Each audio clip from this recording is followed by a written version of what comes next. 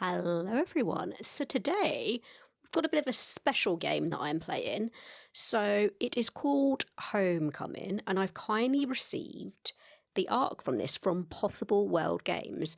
So yeah, this game was given to me for free, and I am making a video about it on my channel, so I felt I had to disclose that.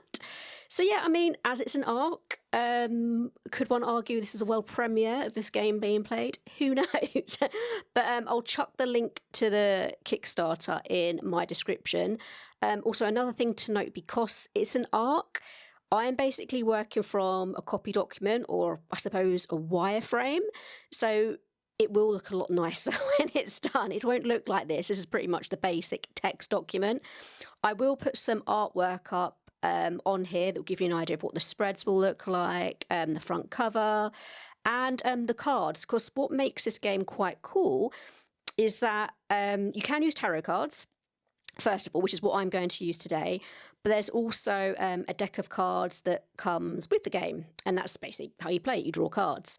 So what I'm going to do first of all is, because this game requires you to develop a character and a bit of backstory, I'm going to go through that, and then I'll chat through like how the game is played, my usual spiel about what to do, and yeah, I think that's all the housekeeping out the way. And yeah, let's get started. Let me take you through my character. So just move this mic again. If we first of all take the little copy doc. Yeah, so this is kind of like a brief, I suppose, intro, setting the scene to the game. So it begins with like I won't say an overview, but yeah, a little bit of a flavour for what we're getting into. So your father's family is known for being craftsmen, masters of their trade. Your mother's family is known for disappearing. It's because of this that when your father calls after years of not speaking, you already know what he's going to tell you. Mum's missing. I won't say mom. It sounds weird in my accent. Mother has gone missing. Homecoming is a game of exploration and discovery, both physical and emotional. Desperate to find both your estranged mother and answers to a lifetime of questions, you arrive at the doorstep of the one place you swore you would never go, Braddock House, which is the family home. Braddock House, a large mansion on the northeast coast that has been the home of your mother's family since they first settled here over 200 years ago, where the plans for Braddock Bank and Trust were first drawn, where the family fortune was built, and where generations of Braddocks have lived and generations of Braddock women have disappeared.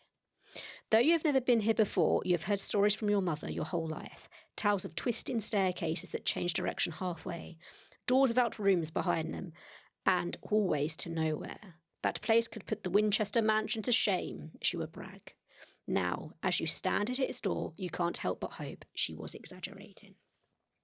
Before you play, character creation. The path your life has taken up until your arrival on the steps of Braddock House has been a winding one, filled with twists and turns that, despite your best efforts, have brought you here, your ancestral home, your birthright. You may have tried to leave your family behind, but you cannot run from who you are forever. Before beginning your exploration, it is important to establish a few background details about yourself before you enter the house. So yeah, I've done this off camera to speed things up a bit, because I kind of want to get into the game as quickly as possible. And sometimes off camera, I don't know, I think I think a little bit better. So I want to make a really nice character. So first question. You were born the eldest daughter of an eldest daughter, the first of your generation. You have not spoken to your parents in several years. What event made you cut off contact with them? So, part one, why no contact? It was a family ritual where newly married couples, or more specifically, the person marrying into the family, had to undergo a ceremony.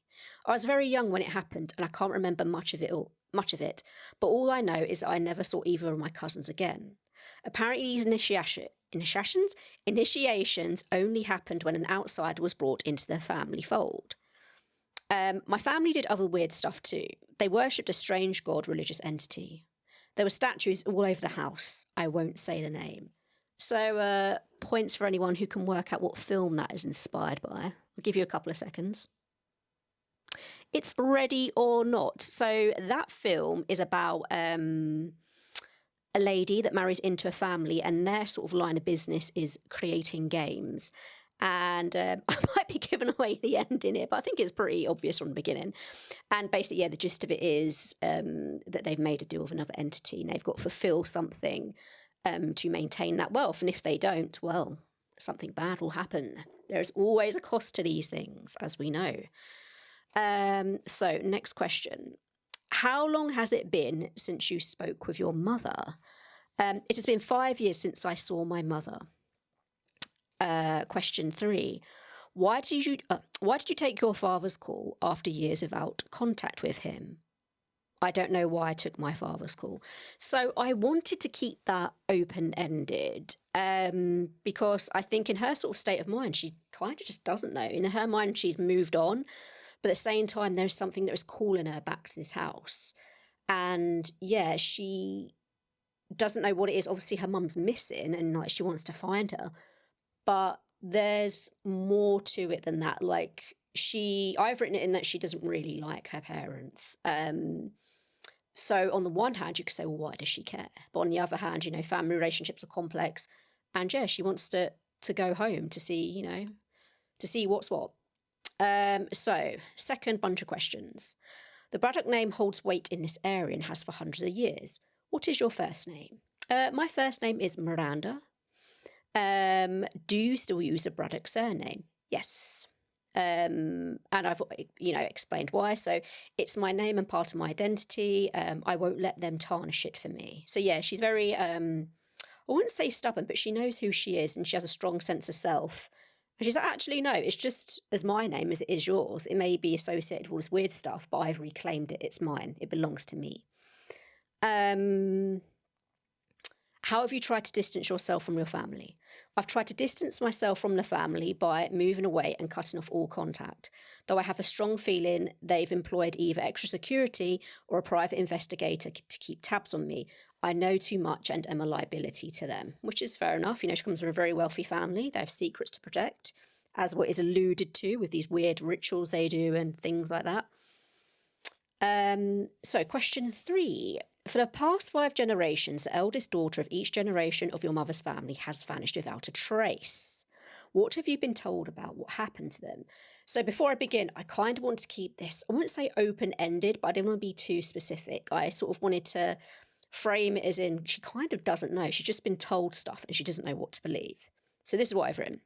I've been told the women in my family have endured a sickness, a malady of the mind, so to speak. Given the quirks of my family, I'm not surprised. We live in a gilded prison, and this is felt more by the women. They are often expected to be caretakers to the family rather than be independent.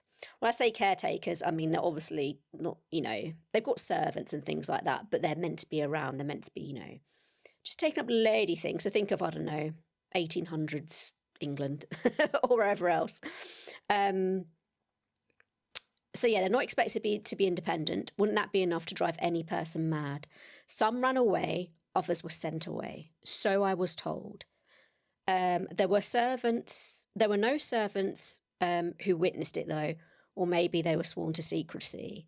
So there was always this weird letter left, always the same. It was like they shared the same psychosis. So I did that later because we've got a letter coming up. So what are we on part 3? So do you believe that? So do you believe what you've been told? She's like, I don't actually know. So what do you think happened to him? I think the truth lies somewhere in the middle. There is something they're not telling me. Part 4. You've always felt the pressure of being the Braddocks' eldest daughter, a role you never chose. How many siblings do you have? I have 2 siblings, 2 brothers. How do you feel about your place as their older sister, knowing the family history? I feel cursed and blessed, though they aren't as naive to what has gone on as they make out. How do they feel about you? They respect me and my wishes, but they tone down how they feel about me in front of my parents. For their own safety, they can't leave yet. So I framed it as in her brothers are a bit younger. And yeah, of course, they could run away and things like that. But obviously to leave a house properly, a home, and be safe, you need money behind you and things like that. And they're too young at the minute to have that level of sort of resources behind them. So the last question of part 4, do you still identify as the eldest daughter of the family? Of course, it's part of my past and who I am.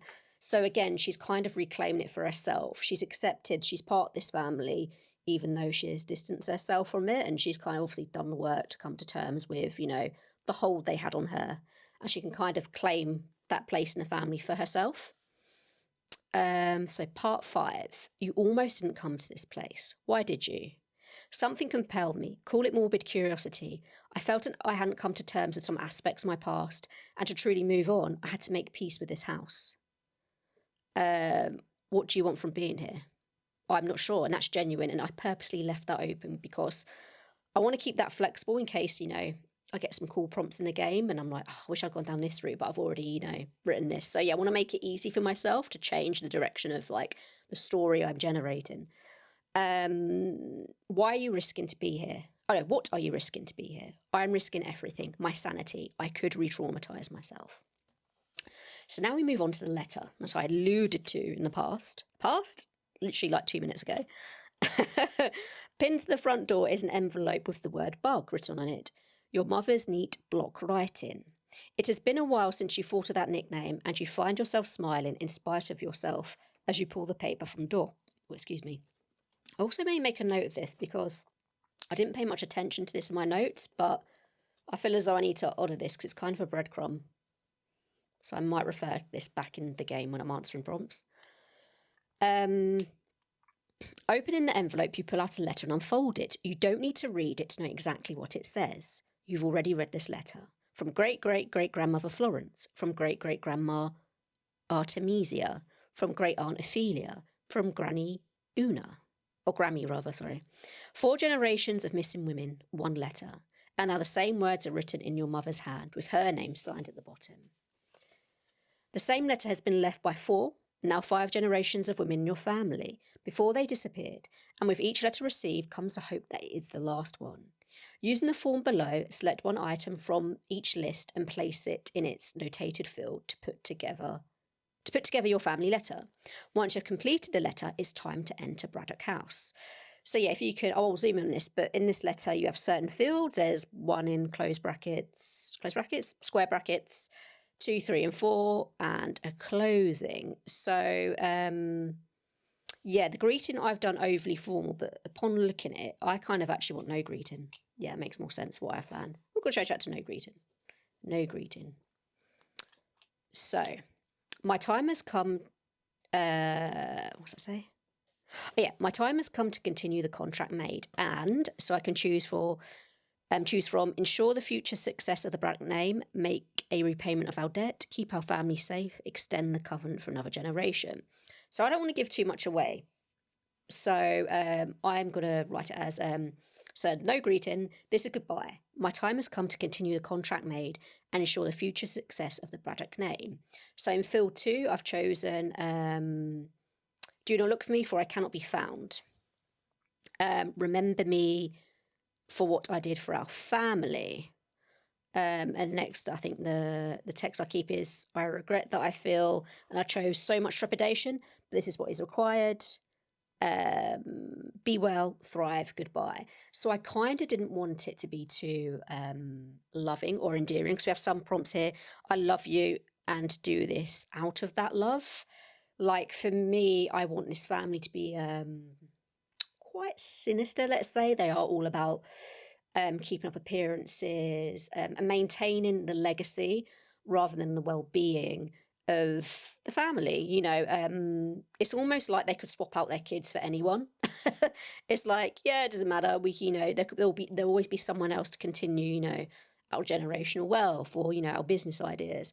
So yeah, for me, I wanted to get that across in the way I framed this letter. I didn't want it to have any sort of sentimental aspects. I want to be more cruel in that way, like, yeah, kind of paint a picture of why this person left. All right, let's turn the page. Yes, that's it. So, playing the game. So this is the instruction bit of my little video. So, Homecoming is a card-based exploration game. You can play alone or with friends. All you need to play is Homecoming's deck of cards. We don't have those yet. We're using a tarot deck. Or a standard tarot deck. Note-taking materials for cowardice and curiosity trackers, which I've made here. And if you'd like to keep a record of your exploration, a journal and a pen, of course. Type document, audio recording, that's quite good, or a combination of all three. Oh, that is interesting. I must have glossed over that before. I mean, yeah, this would be quite a cool audio recording, like a creepy podcast or something. Whether played solo or with a group, Homecoming focuses on the story of a single character, control of whom will be shared by all players. Obviously, in my case, I'm playing solo, so I just get to control everything. Regardless of how many there are. Take turns resolving cards, and while discussion is encouraged, always let the active player make any final decision. Good, I like that. To begin, separate Homecoming deck into 3 face-down piles. I'm not sure if you can see this on the camera above my table, but I have done this. I made little notes to indicate to me what deck is which. So, room cards in one pile. They're also known as keyholes. And in this deck, that is your major arcana. So what I call, like, I don't know, the character tarot cards, if that's the right term. So the full, I shouldn't really look at these, but yeah, like full, justice, lovers. So yeah, that's your major arcana. And then we have the revelation cards, which consist of quills, which are the equivalent to cups, keys, which are equivalent to pentacles, and mirrors, which are equivalent to swords. So yeah, this is this deck. So it's a combination of all 3. There's my little note there. And finally, we have the react deck, which is the skulls. And this is basically all the wands in the tarot deck pulled out and put into here. And just I made a little sign, little skull and crossbones, wands, react, skulls. So I know when I look up in a table what skulls corresponds to, because I had a bit of trouble with my Buffy deck. That even though it's very beautiful, because I don't do tarot enough to remember specifically what things are. So I think like stakes was wands and things like that. And I kept getting confused with swords. So yeah, I've tried to make it easier for myself this time. Once separated, be sure to shuffle each pile of cards to randomise the order prompts and how the suits are encountered. So yeah, I've just done that. Cowardice and curiosity. As you traverse the house, 2 sides of you are warring. The side that wants to run away and never return, and a side that is desperate for answers and the need to keep exploring. So I didn't realise that I've done this, but I think I've made that sort of duality quite salient in my character already. Like, she's quite open-minded. She's kind of, I suppose, forgiven her family, which would make her, I suppose, more curious. But at the same time, she knows they're not good people, which could make her want to run away. So yeah, I'm quite intrigued to see how this will go. As you enter Braddock House, both these tracks start at 0. So yeah, as you can see here, 0, 0, that's been circled. As your journey through the manor goes on, you will be prompted to advance the tracks forward. When one of these tracks has advanced to the end game is triggered and the game is over. So yeah, once I hit 6 on either of cowardice or curiosity, it's over. The game's over. And I think there are prompts at the end that tell you what you should do after that. Yeah, that is cool. Cool, so it's either or. Originally, I thought it was just cowardice when it got to 6, but no, it is both, because that does make sense. Cool. Right, now we're getting to the point where we're about to start playing. So, exploring Braddock House. Each turn begins with entering a new room of the house. Flip the room card over in the play space in front of you. This is a room where the events of this turn will take place. Read the room description that corresponds with that card to learn more about the space you find yourself in and answer the questions for the room. When you have done that, flip a card from the Revelation deck. So this is our cups, pentacles and swords, or quills, keys and mirrors. This card reveals what else you have learned from this room as you search for it through signs of your mother. Read the corresponding prompt and answer the questions that follow. So if you drew a mirror, which is, I think, swords, the next round of play begins as you move to the next room. Flip a new room card and place it in the player in front of you, adjacent to the card played in the previous round, and repeat steps above. If you drew a quill or key, each card has a number 1, 2, or 3. So yeah, this is if you are using the Homecoming cards, and I think I have some artwork for those potentially I can show on screen. But I'm using tarot. So what I'm going to do is, if I draw something like, is it like page, knights, kings, if I can remember what the cards contain, I'm going to just add like a number onto those. Because obviously if you have like Three of Cups or something, that's quite easy. There's a 3.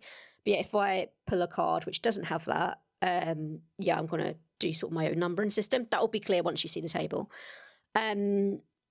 After the room and revelation cards have been resolved, add the numbers on both cards. If the total number is odd, you leave the room without issue and begin a new round of play. Flip a new room card and place it in the area in front of you in a space adjacent to the room you were in and repeat the steps above. If the total number is even, the house is reacting to your presence. Now, this is the interesting bit. Flip a card from the reaction deck. So this is our little wands deck with our skulls. And where am I again? Oh, here we go. Flip a card from the reaction deck onto the room as something supernatural occurs. Read the prompt that corresponds with the card drawn and resolve the prompt. Tick in either your cowardice or curiosity track accordingly. So yeah, we could be frightened, let's say, I don't know, for example, if we see a ghost or some other spiritual entity, or something may make us curious if it's like a nice encounter. During the end game, when prompted, the player will draw 2 cards at random and add the corner numbers together. So with tarot cards, we're just going to go by the numbers on the, is it suits? I don't know, but you know what I mean, the pentacles, cups and that. And resolve the actions based on whether the total is odd or even. So, okay, when we're endgame, which I think is... Yes, okay, we're only going to worry about that when there's an actual endgame, so when we've hit 6 on any of our trackers. Okay, so how I believe we start this is, so the room cards, or keyholes as they're also known, is our major arcana deck. So I'm going to pull a card from the major deck and see what we get. Oh, the Hierophant. So here is our little table for the major arcana. So I'm just going to read a bit out. The keyholes represent the different rooms of Braddock House. At the start of each turn, flip a card from the keyhole pile on the play area in a position adjacent to the previous room card played. On the first turn, you may play the card wherever you like within the play area. Now, this whole, with the play area, I'm not sure how I'm going to do this because I'm in like a little tight space. So I might have to, again, like I normally do, adapt the rules a little bit. I'm not sure how important it is. For me, I'm focusing on developing the narrative and getting that down in my journal. But obviously I'll see again, I'll use my judgment as I go on to see if actually how the arrangement of the cards on the table, you know, how important that is. So, so on the first turn, you may play the card wherever you like within the play area. When you reveal the card, consult the chart below and read the room description associated with the card. Answer any additional questions and recording your answers in your journal. So we've got the Hierophant. So this is a full. And, oh, Hierophant. The door is far more ornate than any other you've seen yet. Dark wood and scrolling carvings decorate it, complete with a large brass knob. The door swings open easily, revealing what appears to be a grand study. Bookshelves line every wall, stretching from floor to ceiling, and a massive oak desk sits in front of an exquisite stained glass window. Upon closer inspection, it appears that the bookshelves are all filled with copies of the same book, one you are very familiar with. What book fills the shelves? What image is depicted in the stained glass window? Oh, this could be quite a good one. I'm already thinking it's like some weird cult stuff. The book is going to be like some, like, I don't know, like, what's the word, like creepy, what's the word, religious text. And the image depicted in a stained glass window. I mean, you know, we're going to go for maybe like a demon of sorts, perhaps. So yeah, I'm going to get to that in a bit. So I'm just going to read what I do next. So, right, I've got my room, which is governed by the Hierophant. We're in like a library of sorts or a study. So once you've revelation. So after I've answered this, I then go to the revelation deck, which is my cups, swords and pentacles. And yeah, then I answer these prompts here. So let's begin with the Hierophant. So I'm going to call it room 1, just in case my, oh, and that's my little sign on the floor, just in case I can't do the layout of the cards because I don't have a lot of room. So we're going to go for room 1, the Hierophant. So I'm going to make a few notes.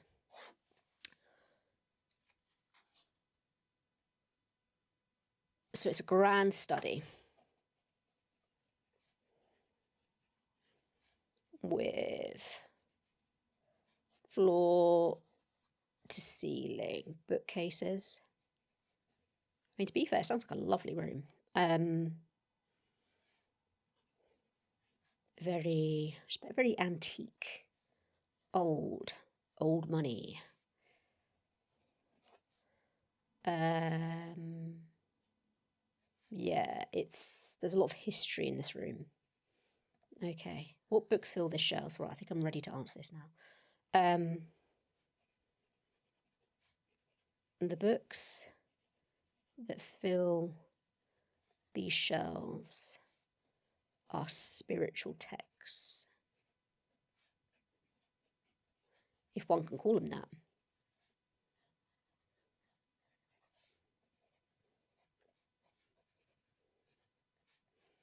My grandmother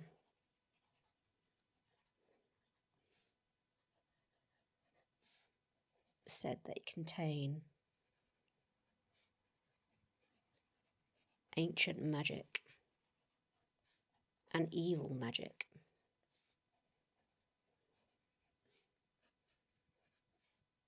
That has both blessed and cursed us. Do you know what? I'm going to say she was restricted from going in here, like a restrictive library.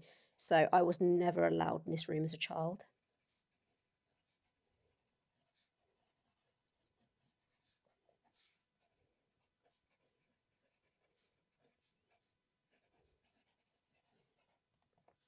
Strictly adults only.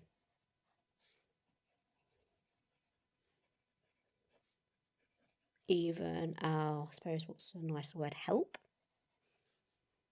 And say contracted cleaners weren't allowed in.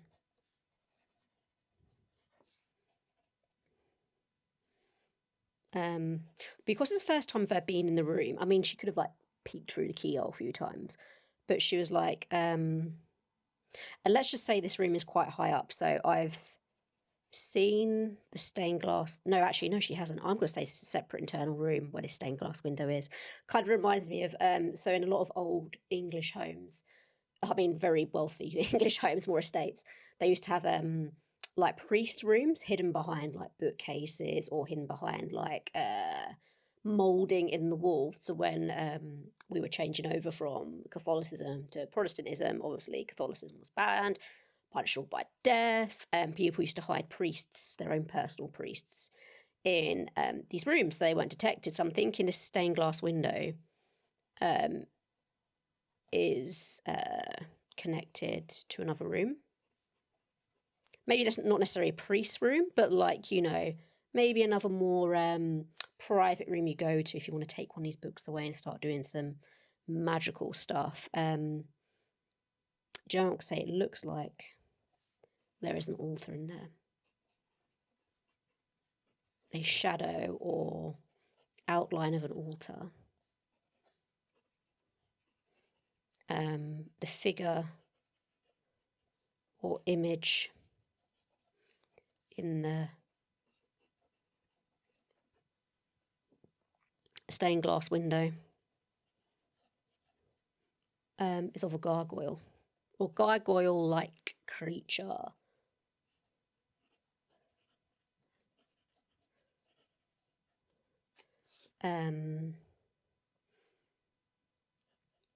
It's sitting in a forest, I say, like a lush forest, full of abundance.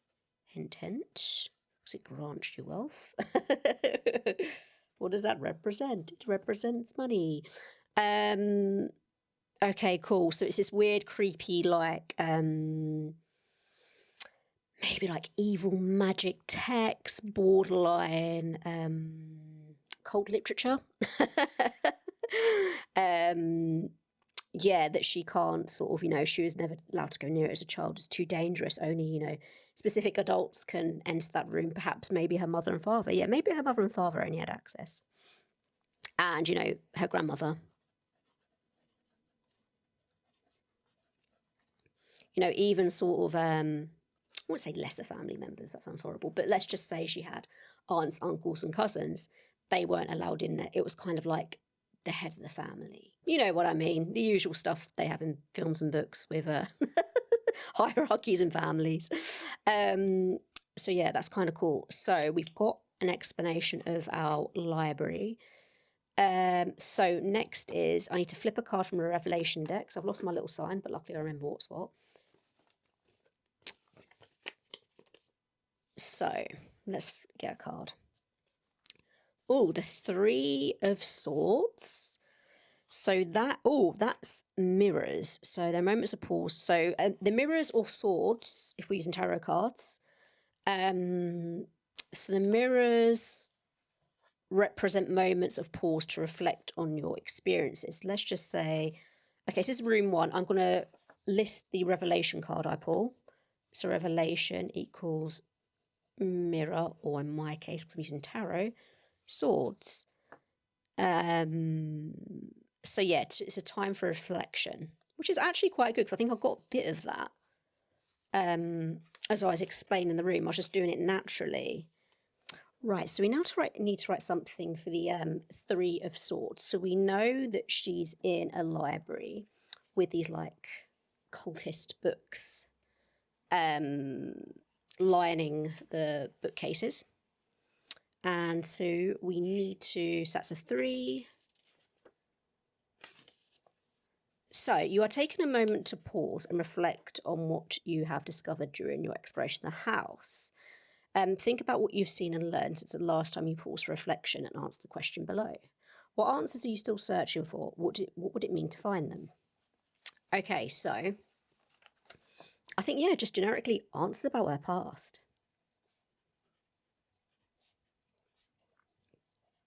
You know, what are these rituals actually for?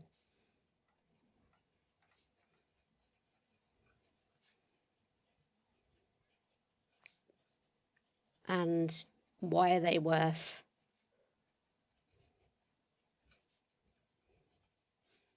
so much destruction? You know, her life is pretty much, well, her relationship with her family is destroyed. And yeah, and I think for her, what would it mean to find it? I think peace. She wants peace. That's like her motivator, is to be at peace, be it, again, answers for why her mum disappeared, or, yeah, why her family are the way they are. It's her own personal history. She wants to learn more about that. And I think, yeah, we are a step closer because she's seen, I suppose in a way the correct one is occultist books. And, yeah, she's got an idea that there may be more substance to this ritual than she initially thought. She just thought maybe her family was a bit quirky, you know, strayed a little bit outside the norm, let's say.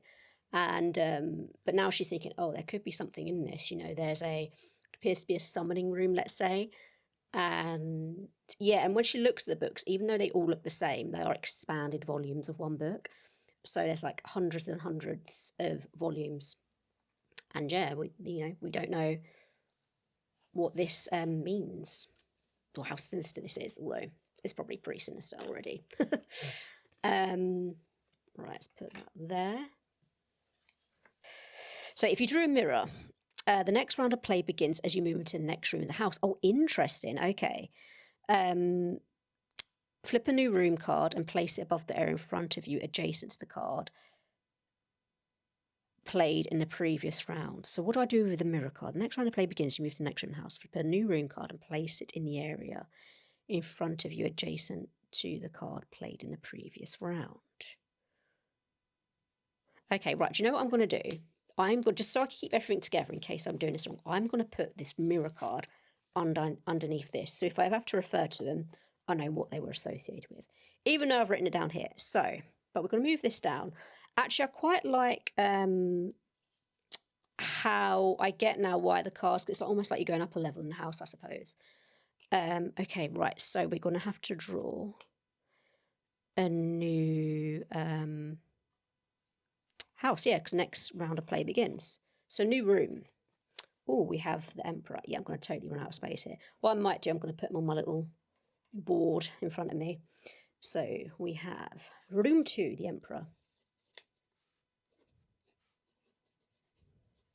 So in that one, I neither got any cowardice or curiosity. So I believe the mirror card's almost like a trigger for you to go into the next room. So Emperor, let's look up Emperor. Right. Magician, High Priestess, Emperor. Here we go. A wooden archway in front of you opens to a cosy den.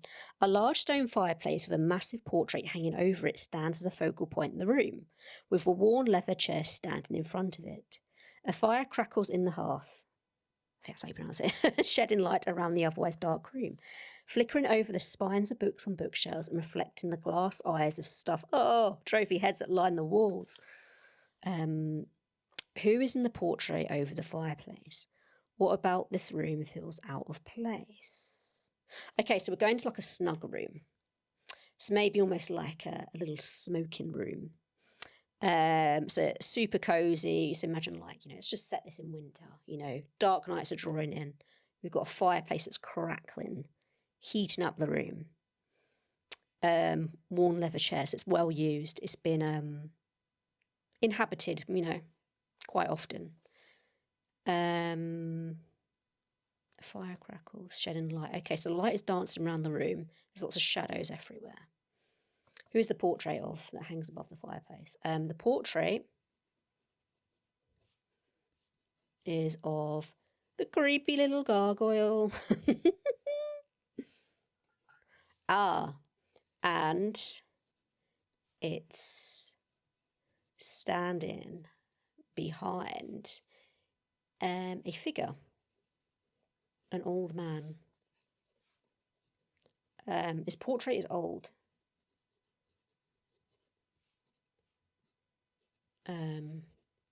It's dated. Let's just say the portrait is 100 years old. Yeah, 3 generations of this. That's fine. Do you know what? No, make it 200. Give ourselves a bit of flexibility. No, actually, what did it say here? I remember, no, it specifically gave... okay, I was right, 200 years ago. That fits in well. I mean, we could have had some little, add-on story there to make it why it was 100. They may have only got rich 100 years in, or super rich. But no, we're relating it back to the story. 200 years old. Yeah, the portrait's creepy gargoyle. So yeah, his hand, this looks like gargoyle's like, I suppose, clawed hand. The gargoyle's hand, and it's very grotesque, is on the shoulder of the older gentleman, let's say. Who, I mean, he's looking stern, not frightened, which is what's alarming about this picture. You'd think he'd be like, a bit creeped out, but he's not. He looks kind of smug. So yeah, that catches my eye because you don't see many portraits like that. What is it about this room that feels out of place? Oh, these stuffed trophy heads. They feel like they're following me around the room. Trophy heads. So like, let's just say there's one of like a stag on the wall. And as I first walked in, or as Miranda's first walked in, she could have sworn the head was facing the other way. So she thinks the animal heads have moved. But she's like, well, I'm a bit nervous about being here. Maybe it's all in my imagination. But shrugs it off. She, the house is really creepy. She, it's just her imagination playing tricks.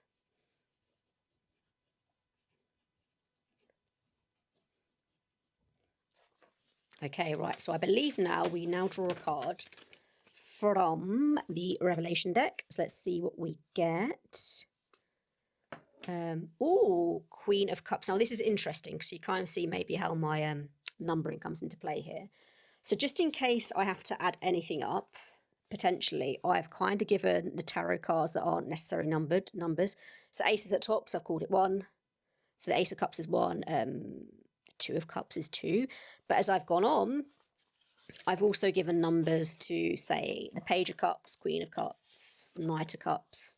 So yeah, the Queen, according to this, is 13.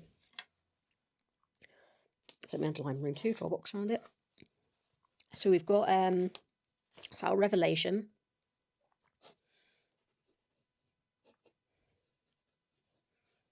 is the Queen of Cups. I'm going to put in brackets 13 in case I have to add anything up. Because remember the cards underneath, if we draw a quill or a key at any point, I just want to keep in mind, you know, that I'm ahead of my numbering. Wow, the Queen prompt, the Queen of Cups prompt is very long. What do the cups represent?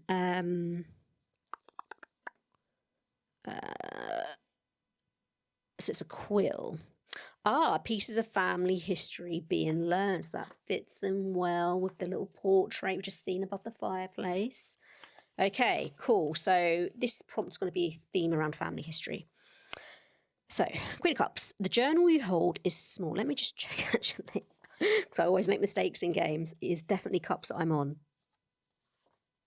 Yes, okay, cool. Queen. The journal you hold is small, easily able to fit into a dress pocket or small handbag, and is marked the initials CRB on the cover. Open in the book, you find several diary entries from your great-grandmother, Cassia. Okay, Cassia. I have her journal, maybe. Gigi for great-grandmother. The entries talk about a whirlwind romance with a young man from the nearby town. Oh, this could be interesting given my backstory about, you know, when anyone new marries into the family and have to undergo initiation. Okay, before I get carried away, let's continue. And are filled with dreams of wedding planning and beginning a life with him. Suddenly, the tone of the entries shift. You read about Michael's sudden departure from the village, leaving Cassie alone with no explanation. Tucked into the pages of the journal is a piece of yellowed paper. When you pull it out, you find a letter from Michael. Dear Cassia, I received Alaric's letter. Why it came from them and not from you, I do not know. Regardless, my response will be made to you with the knowledge that they will see it as they seemingly see everything that happens in your family. No. I will not be taking your name when we marry. My family has been in this area for as long as yours, and the Montclair name may not hold as much weight as Braddock does, but I will not relinquish it, no matter how much I love you. I've dreamed of our future as Mr. and Mrs. Montclair since the moment I met you, and now I'm having those dreams torn asunder. I know how deeply you care for your family, but do you not also care deeply for me? Will you not give us a chance to be a family?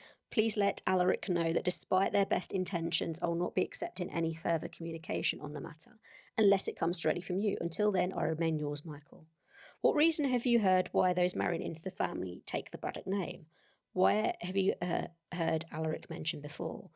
I don't think I've heard Alaric mentioned yet, but when I had a little read of this book, he does come up in a few other prompts. So I've never heard of him. But upon that, he sounds like maybe like a family solicitor. I don't think he is actually part. I mean, he could be part of the family, but I think when you're this wealthy, you have like a team that handles your correspondence. So, yeah, what reason have you heard why those married into the family take the Braddock name? Well, they take the Braddock name because we're the Braddocks. The Braddock name is taken to maintain legacy and is actually part of like of an agreement. So let's just say in terms of inheritance and things like that,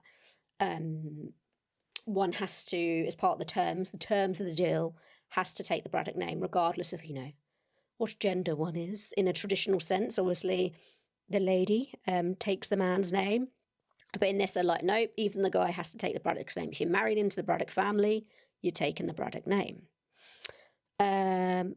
Okay.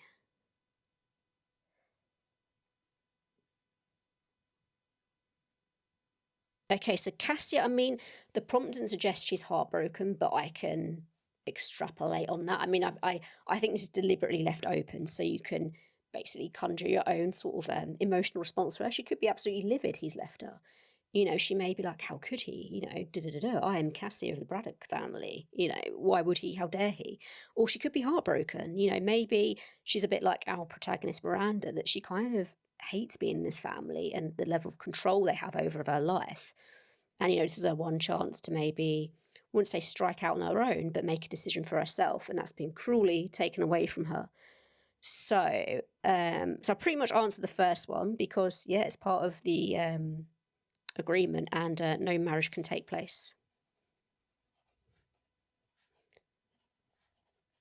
and you know, if you do, you have to, like, you know, run away, you know, and no one knows what happens to these people that run away, you know, that refuse to actually marry, you know, they both disappear. So I think it's something more sinister due to the cult magic that surrounds this family. Took place. Also, potentially dangerous if the couple try to run away.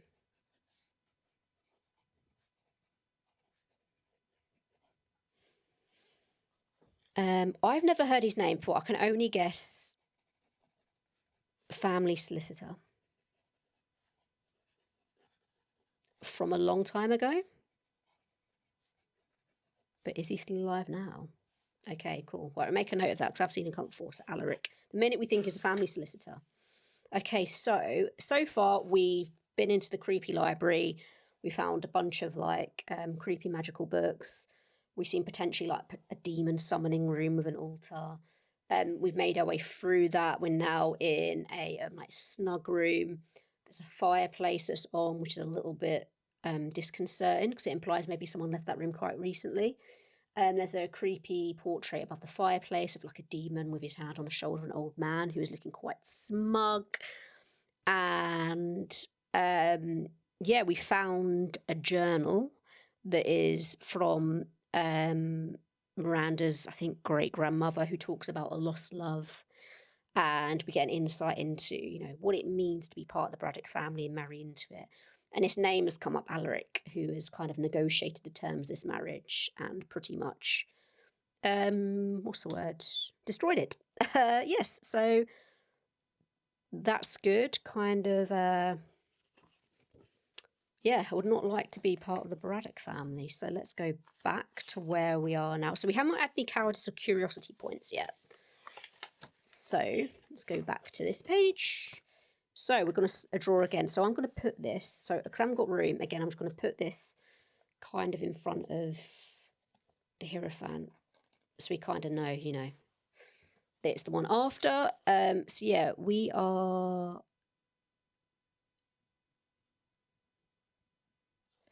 now drawing another Major Arcana card. So this one is the Magician. Now, this could be quite a cool prompt with this. I'm intrigued to see what it says, if it's like inspired by magic. So let's see. The Magician. Where are you? Temperance, Wheel of Fortune, Judgment. Oh no, I think I've gone too far. Fool is first. Oh, Magician, second one. Of course, that's why I missed it. So we're on to room 3, the Magician.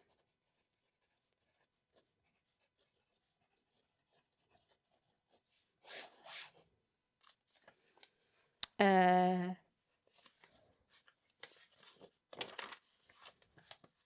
simple wooden door swings open to reveal a sewing room. Walls lined with mannequins of various shapes and sizes. Piles of fabric cover the floor, sewing projects in various stages of completion. A large antique-looking sewing machine sits on a table in the centre of a round room.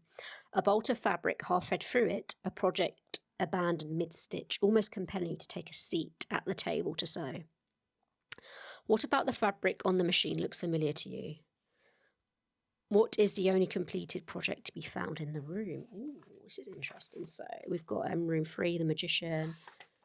So it's a sewing room with a...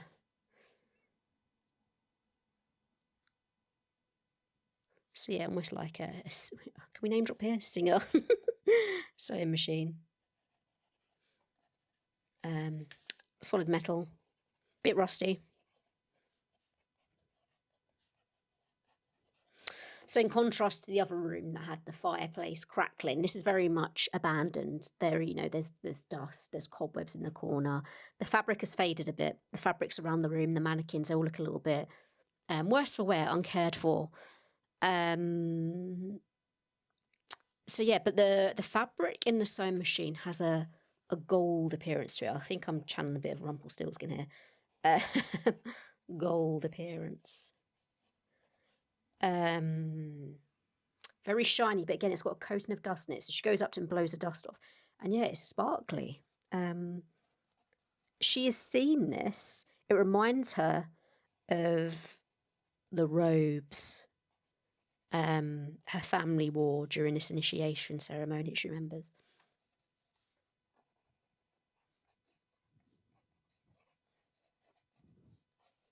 The one that kind of haunted her and kind of, plagued her, gave her nightmares to the point at which she got older and was, old enough to leave, she did. So yeah, she recognises the gold on the trim and on kind of like the vestments. So yeah, on the sort of, I suppose, right where's the lapels, the lapels of the vestments, a bit near, I suppose, the shoulder and the chest. So yeah, very ornate. And what else we got? What is the okay, the only completed project is a robe or a vestment.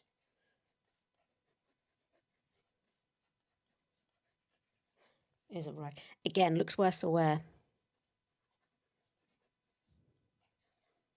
It's dusty. Maybe it was tried on. It's a little bit skew from the mannequin. So it looks like it was put back in a hurry.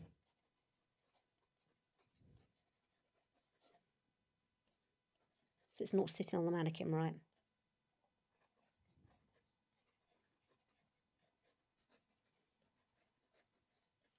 So whoever left this room left it quickly. They left it in a state and it's been abandoned for a wee while now. Okay, so draw from our Revelation deck, which contains the 3 tarot suits. I don't think that's the right word. Ooh, King of Pentacles.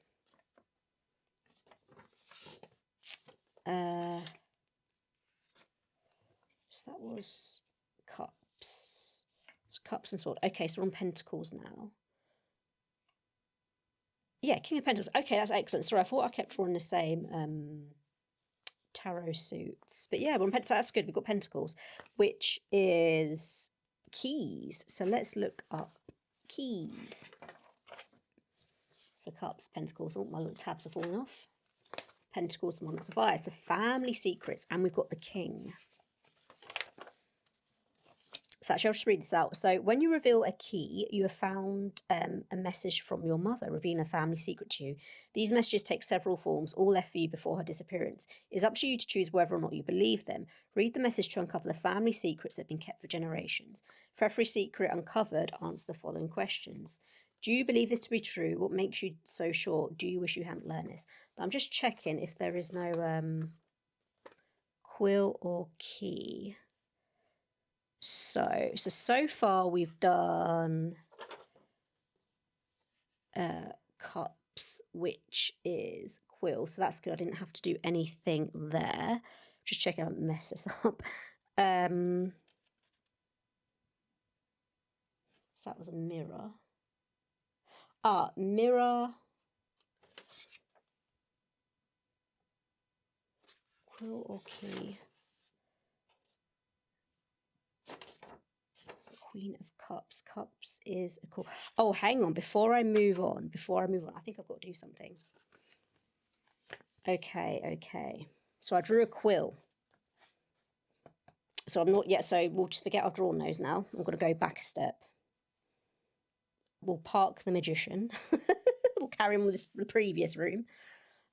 Each card is number 1, 2, or 3 in a corner. After the room revelation card has been resolved, add the numbers on both cards. So if we go to the Queen of Cups, which is cups, is definitely quills. Okay, cool. Right, so the Queen, luckily I labelled it. The Queen was 13. So if I go back here, so Queen equals 13.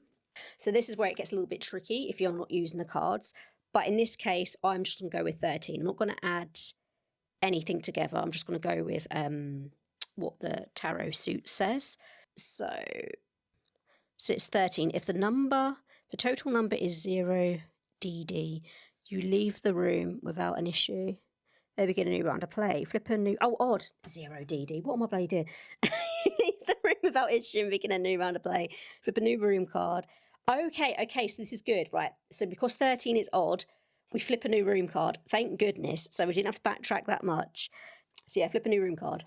Oh, we've already got that. So yeah, the magician. So let's go back to the magician and the room we were in. But this is all part of playing the game. I'm playing this, this is why I like to film games first time round, because it is an honest playthrough. You do make mistakes. So room 3, the magician. So to recap, it's a sewing room. It's been abandoned. There is a large, heavy singer. There's the right word, yeah. Singer, sewing machine. It's a little bit rusty. There's this like gold fabric or gold trim in there. And the only completed project in that room is like a vestment of sorts, or like a ceremonial robe. And it has this gold lining at the side. Okay, so now we're looking at the King of the Pentacles, or King of Pentacles. And the prompt reads, the photograph you're looking at is one you've seen before. It hung in the hallway of the house you grew up in. A photograph of your parents when they first began dating, arms wrapped around each other and smiling as they sit together on a beach. Turn it over, your mother's words are waiting for you. From the moment I learned about what I had to do for this family, I swore that I wasn't going to get married. I wasn't going to have children, that I was ending this foul line. But then I met your father. From the moment I met him, I knew I was in trouble. I did everything I could to avoid him, to ignore my feelings, to convince him that I wasn't someone he could have a future with. But he wouldn't listen, and we couldn't stay apart. I knew I had to tell him what was coming, but every time I tried to speak, the words just wouldn't come out. I couldn't break his heart like that. I know you haven't been speaking with either of us, but I promise you he's been kept in the dark as you have. Don't hold what I have done against him. Ooh, that is interesting. So,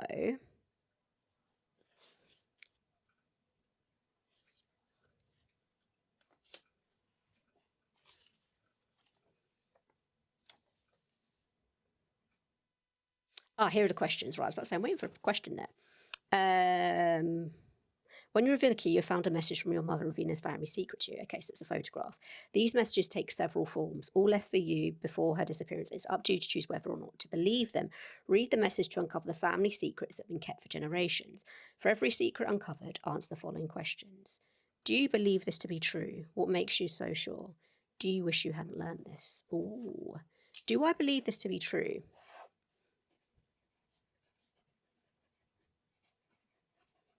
Hmm. Do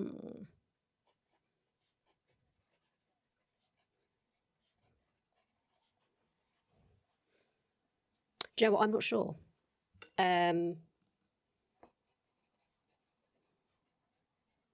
So it seemed her mother and father were happy.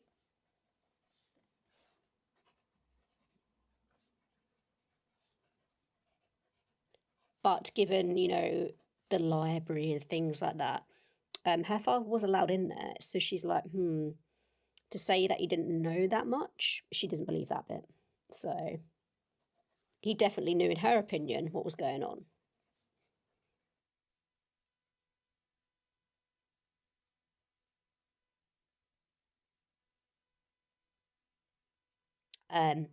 But later it could unfold that maybe he was bewitched or something like that. Every time he went into the room, he saw something different. Or her mother tricked him somehow, like magically, so he wasn't aware of what was actually in there. Maybe when he saw those books, they were just normal novels rather than this sort of occultist spiritual text. Okay, so what's the next one? What makes you so sure? Well, she's not. That's for sure. Do you wish you hadn't learned this? I say I'm kind of indifferent. It's made me think differently about my father, potentially. But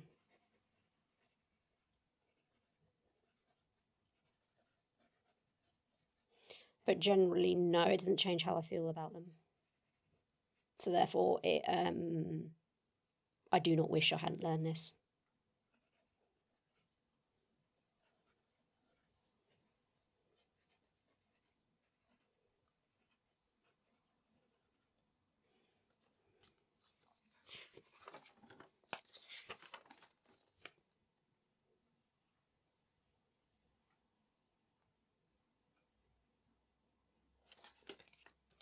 And maybe it's made her a bit angry, It's like maybe her mother was always quite manipulating. And she feels actually, oh, I couldn't break his heart. I couldn't do that to him. She's like, well, if you truly cared for him, you would have done. You wouldn't have brought him into this mess. I'd say she's actually feeling a little angry. It's like, here she goes again type of thing. But we don't know. Her mum could be genuine in that. And maybe her beliefs about her mum have been kind of tarnished in some way. And we don't know. She could have been beguiled by something. So yeah, I say she feels angry, a bit annoyed. Kind of like, she feels her mum is trying to make her feel sorry for her, despite everything her mum's done to her.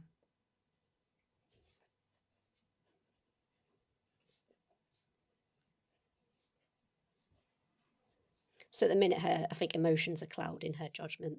Potentially, we don't know. This could be a whole manipulative game created by her mother, but we don't know yet. I mean, she could have genuinely, fallen for her father and, know he felt the same and didn't want to hurt him. But, it's a tricky one. Right, so I'm going to put that up with the rest. So you've got the Magician and the King of Pentacles. So what I'm going to do is, I had a little break from the last time I filmed. And what I have done is, so I can do a bit of subtraction instead of just taking the number I've assigned to the minor arcana. I've actually given numbers to the major arcana.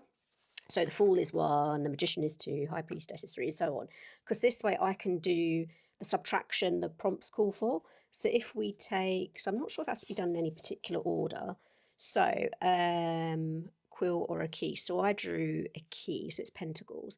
So each card's number 1, 2, or 3 in the corner. I haven't done that. After the room and revelation cards have been resolved, add the numbers on both cards. So the King of Pentacles is, what are you? No, not King of Pentacles, sorry, the Magician. Magician is 2. And the King of Pentacles is 14. So that makes 16. So if the number is odd, you leave the room without issue and begin a new round of play. Flip a new room card and place it in the area in front of you in a space. Okay, we've read that bit. I don't have the space. I'm just putting it on my board. And if the number is even, this is interesting. The house is reacting to your presence. Flip a card from your action deck onto the room as something supernatural occurs. Read the prompt that corresponds to the card drawn and resolve the prompt, ticking either your cowardice or curiosity tracker accordingly. Excellent. So we get to use this now. So it won't fall down. Will you fall down? Probably. Okay, we'll put you here. Cool. Right, so let's pull from my skull deck, or the wands. So we have the 9 of wands, I believe that is. Yeah, x minus 1 is 10, so it's 9, yeah. Right, so if we go to wands, which is also skulls, supernatural events. So we want to go to the 9. Aha. Without any provocation, a large painting hanging on the wall falls to the floor. The ornate frames splinter and sending shards of wood across the floor. One by one, every piece of artwork that was mounted in the room comes clattering to the floor until nothing remains on the walls. Your attention focuses on the first painting that fell. You make your way carefully through the sea of broken wood and glass to investigate. Or move a curiosity point forward. I quite like that. I'm glad it wasn't cowardice. So we're 1 ahead for curiosity. What was revealed when the painting fell? What do all of the destroyed works of art have in common? Okay. Oh. What was revealed when the painting fell? So I'm going to do 9 of wands here. And I imagine I just discard that so I don't pull it again because that prompt is done with. So I'm going to put that card over there. 9 of wands, painting.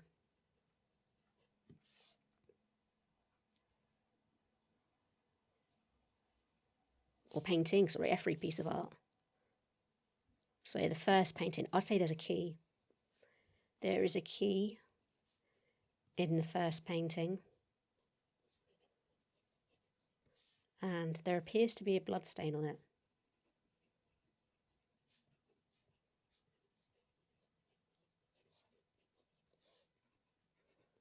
Like it was pried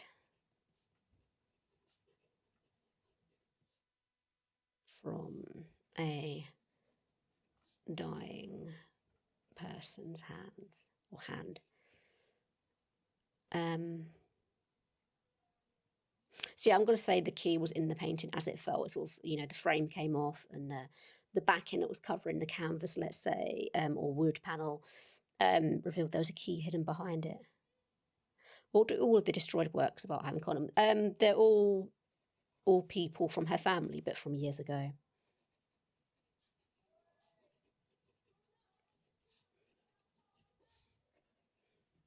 From, say, generations ago is probably more accurate. So I say, it goes back the full 200 years to when her mother's family set up the bank and trust. The decision that made them super rich. With no doubt a little help from a little demon on the side, one may say. Okay, so that's that done. Do you know what? I think I'm going to pause it here. So we've got a sample of what this game is like. I am going to continue playing, but I realise this video it's going to be very long at the minute. So I'm going to edit this and get this out for my deadline. And yeah, but really enjoying it so far. It is a fantastic game. And yeah, I'm loving the use of the tarot and the fact that, there's also another deck that sits alongside the game. So, you can either use tarot or the, I suppose, designed deck. Yeah, I think that's it for now. And yeah, I'll see you in the next one. Bye for now.